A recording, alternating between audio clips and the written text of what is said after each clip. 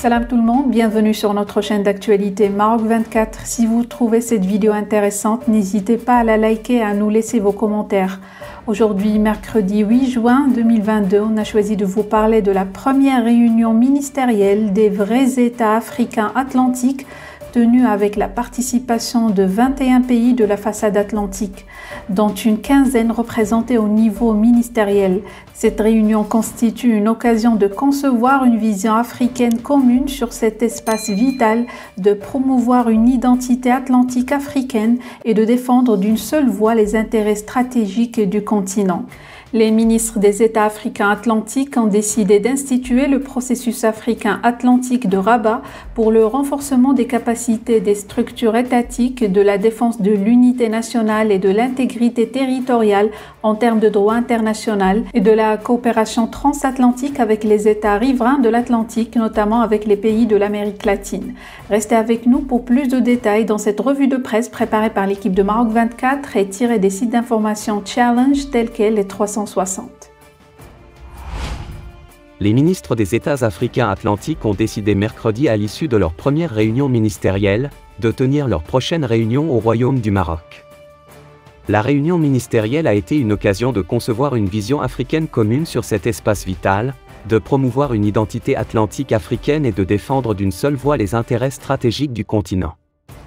Au terme de leur discussion, les ministres des États africains atlantiques ont décidé de tenir une deuxième réunion ministérielle des États africains atlantiques, qui aura lieu au Royaume du Maroc, souligne la déclaration de Rabat ayant sanctionné les travaux de la première réunion ministérielle des États africains atlantiques, tenue à Rabat à l'invitation du Maroc.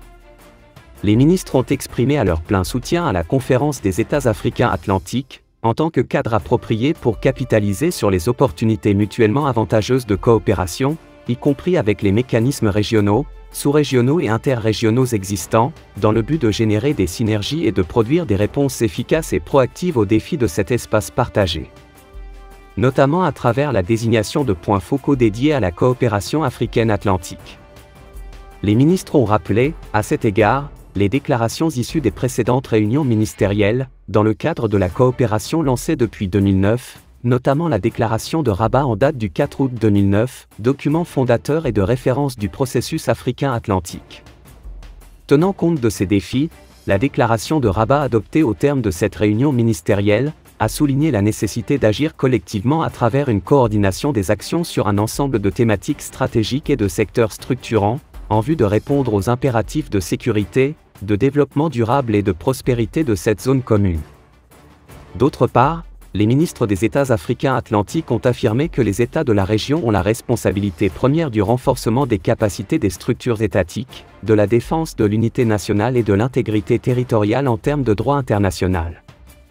Les ministres se sont engagés à poursuivre leurs échanges de coopération et de coordination, appelant à un dialogue politique et de sécurité axé autour des thématiques de lutte contre le terrorisme, contre la criminalité transnationale organisée dans toutes ses formes, la piraterie maritime, le trafic des migrants et les prises d'otages en mer.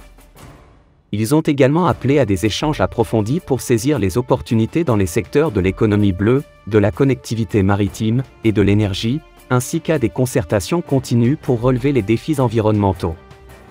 Pour ce faire, les ministres des États africains atlantiques ont décidé d'établir 3 groupes thématiques, chargé du dialogue politique et de sécurité, de l'économie bleue, de la connectivité maritime et de l'énergie, et du développement durable et de l'environnement. Dans ce sens, 3 chefs de file ont été désignés pour diriger les 3 groupes thématiques, respectivement, le Nigeria, le Gabon et le Cap-Vert. Pour rester informé, je vous invite à regarder les vidéos Maroc 24 qui s'affichent sur votre écran.